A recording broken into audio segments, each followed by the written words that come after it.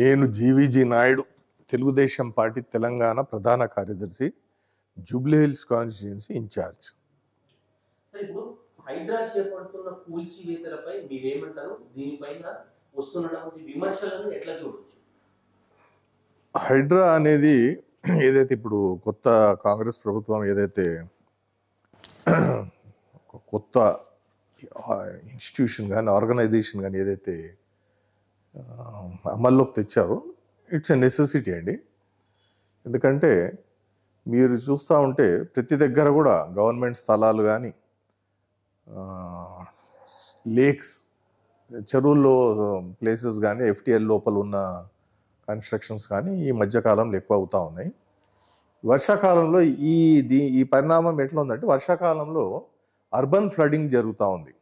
మీరు ఇప్పుడు చూస్తే మీకు నాలాలలో చెరువుల్లో నీళ్లు పోవడం లేదు, మొత్తం రోడ్ల మీదనే ప్రతి రోడ్డు ఒక చిన్న రివర్ లాగా తయారవుతూ ఉంది.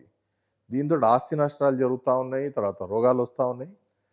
అందుకే హైడ్రా అనే సంస్థని ఎప్పుడైతే కాంగ్రెస్ గవర్నమెంట్ పెట్టిందో అది అమలు చేసింది కాంగ్రెస్ గవర్నమెంట్. కానీ యాక్చువల్లీ నేను అనుకోవటం this concept previous BRS government తీసుకొచ్చింది ఈ కాన్సెప్ట్.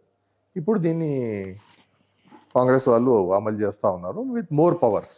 అర్లియర్ అయితే ఒకటి ఇల్లీగల్ డెమాలిషన్ కన్స్ట్రక్షన్ డెమాలిషన్ చేయమని పెట్టుకున్నారు ఈ ఆర్గనైజేషన్. ఇప్పుడు ఏంటంటే దానికి ఎక్స్ట్రా పవర్స్ ఇచ్చేసి ఎక్కడెక్కడ గవర్నమెంట్ ల్యాండ్స్ మీద కానీ ఎఫ్టీఎల్ ఏరియాస్లో కానీ ఏదైతే ఇల్లీగల్ కన్స్ట్రక్షన్స్ ఉన్నాయి అవి డెమాలిషన్ చేయమని ఎక్కువ స్టాఫ్ తోటి దాన్ని అమలుపరిచాం.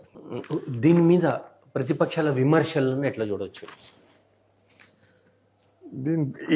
ఈ మధ్యకాలంలో ఈ హైడ్రాని గురి చేస్తూ శవాల మీద రాజకీయాలు చేస్తున్నారు రెండు పార్టీలు, రూలింగ్ పార్టీ కానీ మెయిన్ ప్రతిపక్ష పార్టీ కూడా, ఇద్దరు కూడా శవాల మీద రాజకీయాలు చేస్తున్నారు. ఇప్పుడు దీనికి మీకు ఒక చిన్న ఉదాహరణ, బీఆర్ఎస్ ప్రభుత్వం ఫస్ట్ రాగానే వాళ్ళు ఏం చేశారు, అయ్యప్ప సొసైటీలో మ్యాసివ్ డెమాలిషన్స్ చేశారు. ఏంటంటే ఇది గవర్నమెంట్ ల్యాండ్ అని. ఇదే విధానంగా పక్క రాష్ట్రంలో వైఎస్ జగన్మోహన్ రెడ్డి కూడా కొన్ని కూల్చివేతలు జరిపాడు. ఏంటంటే ఇవన్నీ ఇల్లీగల్ కన్స్ట్రక్షన్స్ అని. ఇదేంటంటే it is showing the mindset of the opposition or ruling party. ఏమని, మేము ప్రభుత్వంలోకి రాగానే అందరినీ మేము భయానికి గురి చేస్తాం, మేము ఇవాళ అయ్యప్ప సొసైటీని కూల్చేస్తాం, రేపు ఇంకొక దగ్గర కూల్చేస్తామని విర్రవీగారు బీఆర్ఎస్ పార్టీ వాళ్ళంతా. The same thing Congress government కూడా చేసింది. నాగార్జున కన్వెన్షన్ కూల్చేసింది, తర్వాత గడ్డిపేట్ ల్యాండ్స్లో ఉన్న ఎఫ్టీఎల్లో ఉన్న కన్స్ట్రక్షన్స్ అన్ని కూడా కూల్చివేసింది. ఇది గవర్నమెంట్ చేసే పనిని ఆపోజిషన్ వాళ్ళు దాన్ని యూటిలైజ్ చేసుకుంటున్నారు. కానీ ఫస్ట్ ఇక్కడ ఏంటంటే బీఆర్ఎస్ పార్టీకి ఇవన్నిటి మీద మాట్లాడే నైతిక హక్కు లేదు. ఫస్ట్ నేను చెప్పినట్టు అయ్యప్ప సొసైటీలో వాళ్ళు చేసిన కూల్చివేతలు మిమ్మల్ని మళ్ళొకసారి మేము రిమైండ్ చేస్తూ ఉన్నా. తర్వాత వీళ్ళు ఏదైతే బీద ప్రజలని మేము కాపాడుతాము, వీళ్ళ ప్రాబ్లమ్స్ అన్ని మేము మా భుజాన్ని వేసుకొని గవర్నమెంట్కి అగెయిన్స్ట్గా ఫైట్ చేస్తాము అంటారు. మరి మీరు గవర్నమెంట్ ఉన్నప్పుడు మీరు ఏం చేసినండి? మీరు నేరేళ్ల సంఘటన మర్చిపోయారా?